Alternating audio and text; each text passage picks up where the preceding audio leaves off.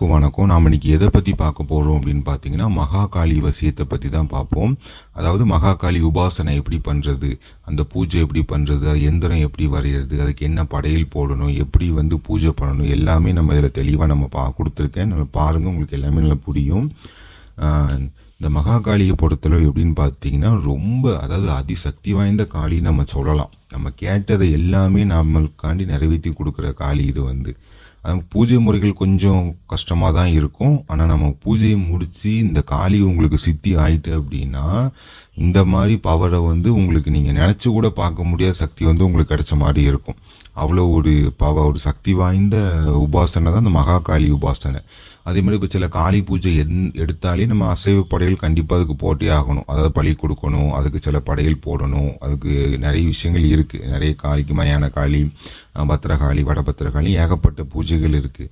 அதே மாதிரி அந்த மற்ற காளிக்கு எப்படி சில நம்மளால் முடியலை, ஒரு சைவ பலியை போட்டால் கூட சில நேரத்தில் ஏற்றுக்கிடும் அந்த பூஜையை, அந்த ஏற்றுட்டு கூட பண்ணும். ஆனால் அந்த மகாகாளியை பொறுத்தளவு நம்ம கண்டிப்பாக அசைவ பலி அதுக்கு கொடுத்தே ஆகணும், அசைவ படையில் அதுக்கு போட்டே ஆகணும். இதுக்கு எப்படி சொல்ல அப்படின்னா, இப்போ நீங்கள் இதை சித்தி ஆகிட்டு உங்களுக்கு நீங்கள் மகாகாளி 48 நாள் ஒரு மண்டல் நீங்கள் பூஜை பண்ணணும். பூஜை முடிஞ்சதுக்கப்புறம் உங்களுக்கு சித்தி ஆகிட்டு அப்படின்னா, நீங்கள் எப்படி சொல்ல, ஒருத்தனை கண்டு நீங்கள் முறைச்சாலே போதும், உங்களை கண்டு அவன் பயப்படுவான். அதாவது உங்களை கண்டா எல்லாத்துக்குமே ஒரு பயம் வரும். அதுக்கு நம்மளை பார்த்தோன்னே எல்லாரும் பயந்துக்கிட்டு நம்மக்கிட்ட யாரும் பேசாமல் போவோம், அப்படிலாம் இருக்க மாட்டாங்க. நல்லா எல்லாரும் உங்களுக்கு இந்த ஒரு பூஜை உங்களுக்கு முடிக்கிறதுனால தனம், தானியம், பணங்காசு, ஜனங்கள் வசியம் எல்லாம் சேர்ந்து உங்களுக்கு வந்துடும். இப்போ சில பூஜை நீங்கள் பண்ணுறீங்க, ஒரு உபாசனை எடுத்து முடிச்சதுக்கப்புறம் ஜனவசியத்துக்கு தனியாக பண்ணணும். அதாவது நம்ம கூட்டணி தேடி வர்றதுக்கு பணம் வசியம் தனியாக பண்ணணும், அப்படி இருக்கும். ஆனால் இந்த பூஜை முறையை பொறுத்தளவு உங்களுக்கு எப்படின்னா, உங்களுக்கு எல்லாம் இதிலே வந்துடும். இந்த 48 நாள் பூஜையை முடிச்சிட்டிங்க அப்படின்னா உங்களுக்கு அஷ்டகர்ம வேலை நீங்கள் எதை செஞ்சாலும் நடக்கும். அந்த அஷ்டகர்மத்தில் எதை செஞ்சாலும் நீங்கள் சொல்லி அடிக்கலாம், கண்டிப்பாக முடியும், நம்பிக்கையாக ஒருத்தங்க கிட்ட சொல்லலாம். அந்த மாதிரி ஒரு பவரான பூஜை இது உபாசனை.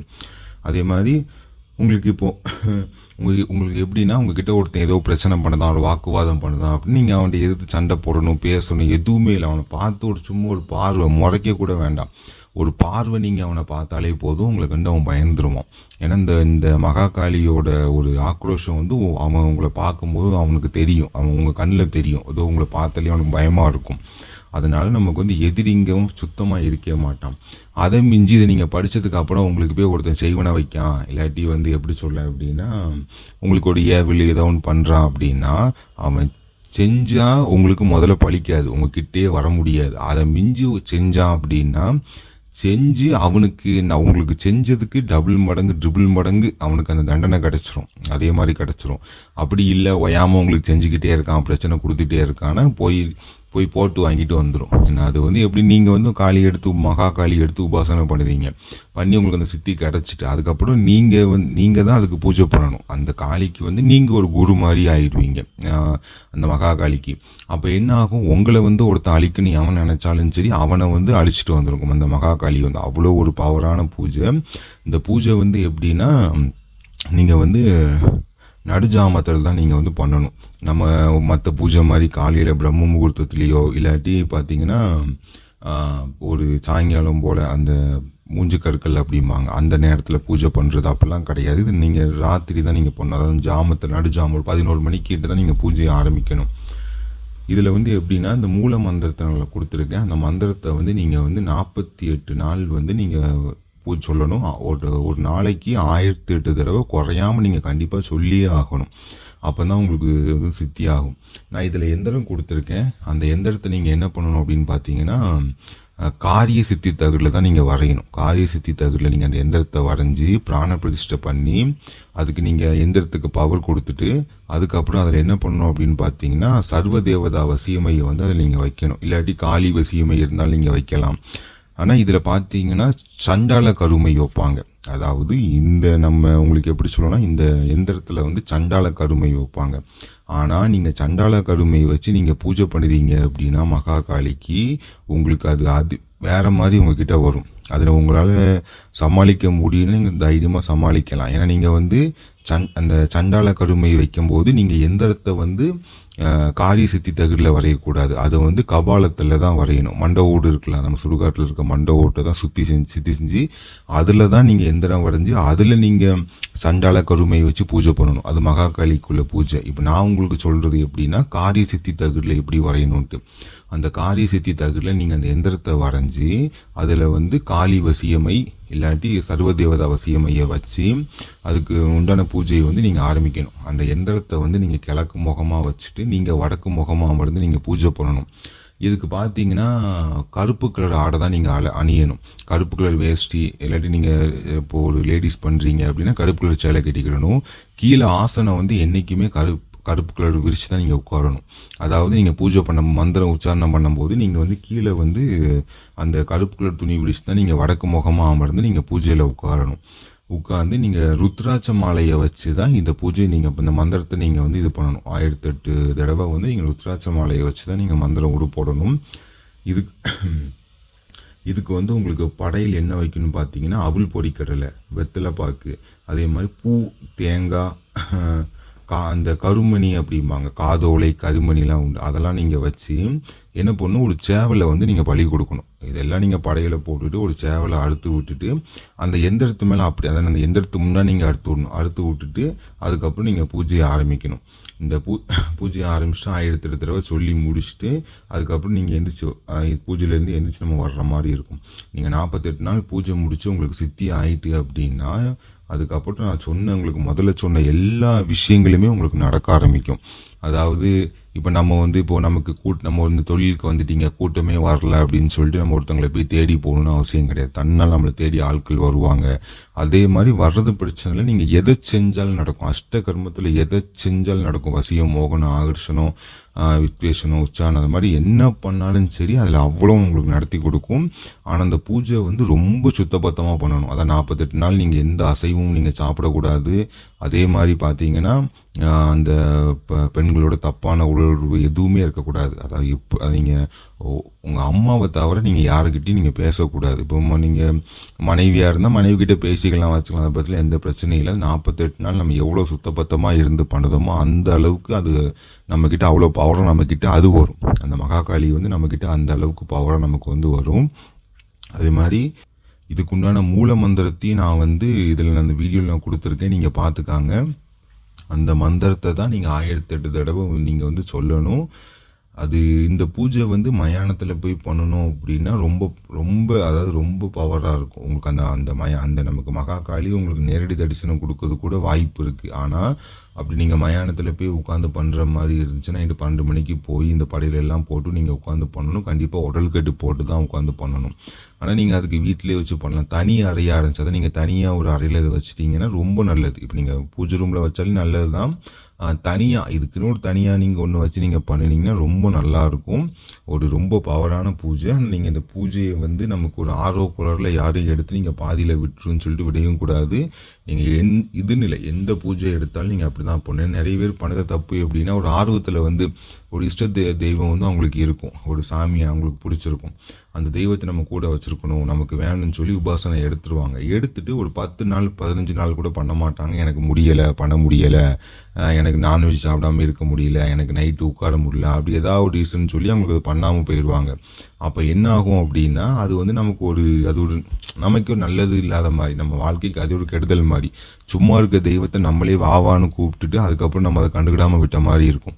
அதனால எந்த பூஜை பண்ணாலும் சரி, உங்களால் பூஜை முடியும், என்னால் உட்காந்து கண்டிப்பாக பண்ண முடியும் அப்படின்னு இருந்தால் மட்டும் நீங்கள் பூஜை எடுத்து பண்ணுங்க.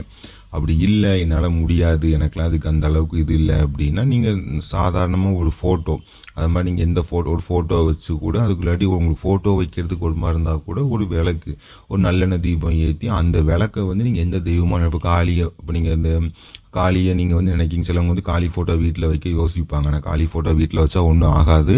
அப்படி காளி ஃபோட்டோ வைக்கிற ஒரு மாதிரி இருந்துச்சா கூட ஒரு சின்ன விளக்கு, ஒரு அகல் விளக்கு எடுத்துகிட்டு அந்த விளக்கை வந்து காளியாக நினச்சி கும்பிட்டு நம்ம கேட்குறது எல்லாமே அந்த காளி கண்டிப்பாக நமக்கு பண்ணுவோம். அதனால் நீங்கள் எந்த பூஜை எடுத்தாலும் உங்களால் கண்டிப்பாக முடிக்க முடியும் அப்படின்னா கண்டிப்பாக எடுத்து பண்ணுங்க. ஏன்னா இந்த மற்ற பூஜையை விட இது வந்து ரொம்ப பயங்கரமான பூஜை. இந்த மகா காளி பூஜை, மயான காளி பூஜை ரொம்ப பயங்கரமான பூஜை. அதனால நம்ம ஒரு சின்ன தப்பு பண்ணாலும் அதுக்கு தண்டனை வந்து பெருசாக கிடைக்கும். நீங்கள் அதெல்லாம் பார்த்து தான் பண்ணணும். அதே மாதிரி இந்த பூஜை வந்து அமாவாசை அன்னைக்கு மட்டும் தான் ஆரம்பிக்கணும், மற்ற நாள் ஆரம்பிக்கக்கூடாது. இப்போ நம்ம ஒரு எப்படி சொல்லணும்னா உங்களுக்கு வெள்ளிக்கிழமை செவ்வாய்க்கிழமை இல்லாட்டி ஒரு பௌர்ணமி அன்னைக்கு அப்படிலாம் ஆரம்பிக்கக்கூடாது. அதுக்கு இப்போ நீங்கள் வந்து அமாவாசை அன்னைக்கு நீங்கள் பூஜையை ஆரம்பிக்க போகிறீங்க, நாளைக்கு அமாவாசைனா இன்றைக்கி நீங்கள் இல்லாட்டி நாளைக்கு அமாவாசைன்னு வைங்க, நாளைக்கு காலையிலே நீங்கள் குருவோட பார்த்து நீங்கள் எந்திரத்தை எல்லாம் வரைஞ்சி அன்னைக்கு ரெடி பண்ணி பக்காவும் நீங்கள் வச்சிடணும். நைட்டு வந்து நீங்கள் உள்ளே போய் எல்லாம் வாங்கி வச்சுட்டு ஒரு 10-11 மணிக்கு உள்ளே போகணும். உள்ளே போய் எந்திரத்தை கிழக்க பார்க்க வச்சு நீங்கள் வடக்க பார்க்க அமர்ந்து பூஜையை ஆரம்பிச்சிடணும். நீங்கள் 1008 தடவை முடிக்காமல் பூஜையிலேருந்து வெளியே வரக்கூடாது. அதாவது சிலவங்க வந்து நான் ஒரு 200 தடவை தான் சொன்னேன் முடியல அப்படிம்பாங்க. அது நீங்கள் 1008 தடவை சொல்லிட்டு தான் அங்கேருந்து வெளியே வர்ற மாதிரி இருக்கும். 48 நாள் சிலவங்களுக்குலாம் வீட்டில் பண்ணும்போதே சிலவங்களுக்குலாம் நேரடி தரிசனம் கிடச்சிருக்கு. அது வந்து அது அவங்களோட நம்ம வந்து எல்லாத்துக்கும் கிடைக்கும் நம்ம சொல்ல முடியாது. ஒவ்வொருத்தங்களோட பூஜை பலன் வந்து வேறு மாதிரி இருக்கும். சிலவங்க வந்து முழுசாக உட்காந்து பண்ணுவாங்க. சிலவங்க என்ன பண்ணுவாங்க, பூஜையில் உட்காந்து மந்திரம் சொல்லிக்கிட்டு இருக்கும் போதே அவங்க பூஜையில் உட்காந்து மந்திரம் சொல்லுவாங்க. அவங்க வாயிலிருந்து மந்திரம் ஓடும். ஆனால் அவங்க நினப்பு ஃபுல்லாமே வேறு எங்கேயாவது இருக்கும். அவங்க வாழ்க்கையில் நடந்தது ஏதாவது ஒன்று யோசிச்சுக்கிட்டு வச்சுட்டு அப்படி இருப்பாங்க. அப்படிப்பட்டவங்களுக்கு கொஞ்சம் கம்மியாக தான் இருக்கும். அதை உங்களுக்கு எல்லாருமே முதல்ல ஆரம்ப கட்டத்தில் இந்த பூஜை உபாசனை உள்ளே வரும்போது கொஞ்சம் கஷ்டமாக தான் இருக்கும். அந்த மன கட்டுப்பாடோடு நம்ம இருக்கிறது வந்து கொஞ்சம் கஷ்டமாக தான் இருக்கும். கொஞ்சம் நினப்பு வந்து அங்கங்கே போக தான் செய்யும் நமக்கு.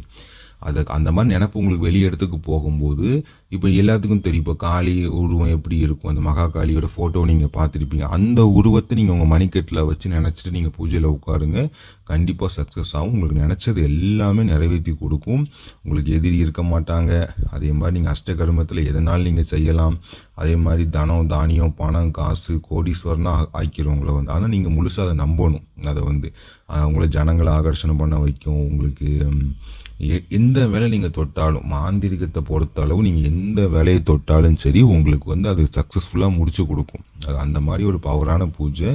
ஆனால் நீங்கள் இதை வந்து நீங்கள் ஒரு பார்த்து பண்ணுறது நல்லது. ஒரு எப்படி சொல்ல அப்படின்னா அதுக்கு உண்டான மையிலிருந்து எல்லாமே நீங்கள் கரெக்டாக வச்சு பண்ணணும். நம்ம சும்மா இல்லை மை வைக்காமல் நம்ம சும்மா வெறுமனையாக ஒரு எந்திரத்தை காரி சித்தியில் போட்டு நம்ம பண்ணுவோன்னு பண்ணக்கூடாது. ஏன்னா அப்போ வந்து நீங்கள் பண்ண வேஸ்ட். அந்த மை அதுக்கு உண்டான அந்த கருமை வச்சா மட்டும்தான் அது வேலை பார்க்கும். இல்லை அப்படின்னா அது சும்மா உங்களுக்கு எப்படி சொல்ல அப்படின்னா இப்போ ஒரு மை இருக்குது. இப்போ உங்களுக்கு எப்படி சொல்ல பணவசிய மைன்னு ஒன்று இருக்குது. அப்போ அந்த மைக்கு உண்டான விஷயத்தை சேர்த்து அதுக்கு உண்டான பூஜை பண்ணால் மட்டும்தான் அந்த மைக்கு வந்து அதுக்கு உண்டான பவர் கிடைக்கும். அப்படி இல்லை சும்மா எல்லாத்தையும் போட்டு அரைச்சிட்டு அவ்வளோதான் வச்சாச்சுன்னா அது கடையில் வாங்குற 5 ரூபா கண்மைக்கு சமம். அது வந்து அதே மாதிரி தான் இந்த எந்திரமும். நீங்கள் இந்த எந்திரம்லாம் பக்காவாக நீங்கள் வரைஞ்சி பிராண பிரதிஷ்டை எல்லாம் பண்ணி அந்த மையை வைக்காமல் சிலவங்களாம் சும்மா பூஜை பண்ணுவாங்க. அப்படிலாம் பண்ணிங்கன்னா உங்களுக்கு வராமல் இருக்காது. எப்படி சொல்ல அப்படின்னா 100ல் ஒரு 5% அப்படி தான் உங்களுக்கு தெரியும். ஏன்னா அதுக்கு உண்டான விஷயங்கள் வந்து உங்களுக்கு அதில் இருக்காது. அந்த மை வந்து எதுக்கு அதில் வைக்கும் அப்படின்னா அதுக்கு உயிர் கொடுக்கறதுக்கு, அந்த எந்திரத்துக்கு உயிர் கொடுக்கறதுக்கு கருமை அப்படிம்பாங்க. அது வந்து ஒவ்வொரு எந்திரத்துக்கும் ஒவ்வொரு மாதிரி உண்டு. இப்போ வசியம் பண்ணால் வசியத்துக்கு உண்டான மை வைப்போம். அதே மாதிரி இப்போ காளிக்கு வந்து காளி வசியமை வைக்கலாம், சர்வதேவதா வசியமை இருக்கலாம். அதே காளிக்கு மயான காளிக்கு வைக்கணும்னா சண்டால மை வைக்கணும். ஏகப்பட்ட முறை இருக்குது. அது மாதிரி சில நமக்கு ஒரு பாவம் பண்ணுறோம். இப்போ சில வந்து ஒரு பூஜை ஒரு தேவதை பூஜை பண்ணுறோம், அதுக்கு வந்து ஒரு பொம்மை ரெடி பண்ணி அதுக்கு உயிர் கொடுக்கணும், அதுக்கு தனியாக கருமை இருக்குது. இப்படி அந்த விஷயத்தை நம்ம வைக்காமல் நம்ம பண்ணணும் அப்படின்னு சக்ஸஸ் ஆகாது. நிறைய பேர் பண்ணுற தப்பு எப்படின்னா இந்த யூடியூப்பில் சும்மா நிறைய வீடியோவை பார்த்துட்டு அதே மாதிரி எந்திரத்தை விரைஞ்சு அவங்க எல்லாரும் பாருங்க எல்லாம் போட்டிருப்பாங்க. ஒரு சில பேர் இந்த மைய வைக்கணும்னு போடுவாங்க, ஒரு சில பேர் போட மாட்டாங்க. அப்போ இவங்க பாவம் என்ன பண்ண வேண்டியது, மக்கள் வந்து அந்த எந்திரத்தை கஷ்டப்பட்டு வரைஞ்சி அதெல்லாம் மைய வைக்காமல் பூஜை பண்ணி 48 நாள் கஷ்டப்பட்டு அவங்க பண்ணுவாங்க. விரதம் இருந்தெல்லாம் சிலவங்க பண்ணியிருக்காங்க. பண்ணிட்டு எதுவுமே வரலன்ட்டு வந்து நிற்பாங்க. அதுக்கப்புறம் தான் நாங்கள் பூஜையில் பார்த்து என்ன ஏதுன்னு பார்க்கும்போது தான் அவங்க இப்படி பண்ணியிருக்காங்கன்னு தெரியும். அதனால நீங்கள் அப்படி இந்த இது பண்ணுற மாதிரி இருந்துச்சுன்னா எந்திரத்தை காடி சுற்றி தகுடு 6x6 அதாவது 6x6 சைஸ் இன்ச்சில் வந்து ஒரு காடி சுற்றி தகுடில் வந்து போடுங்க. போட்டுட்டு அதுக்கப்புறம் சர்வதேவதா வசியம்மை இல்லாட்டி காளி வசியம்மை அதை வந்து நீங்கள் வாங்குங்க.